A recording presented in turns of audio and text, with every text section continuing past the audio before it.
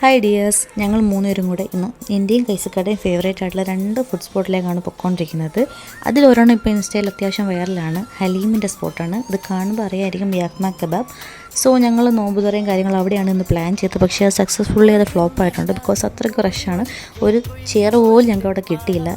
ഹലീമിൻ്റെ counter പുറത്തായതുകൊണ്ട് Haleem മാത്രം നമുക്ക് കിട്ടിയിട്ടുണ്ട്. ഞങ്ങളത് കിട്ടി ഞങ്ങൾ സംതൃപ്തരായി. ഓൾറെഡി നമ്മൾ ഖാവയിൽ നിന്ന് കൊല്ലത്തുനിന്ന് കഴിച്ച് നമുക്ക് ഹലീമിൻ്റെ ടേസ്റ്റ് ഏകദേശം അറിയാം. അതിൻ്റെക്കാണോ എന്ന് അറിയില്ല, എന്നാലും ഒരു ഏകദേശം ടേസ്റ്റ് നമുക്കറിയാം.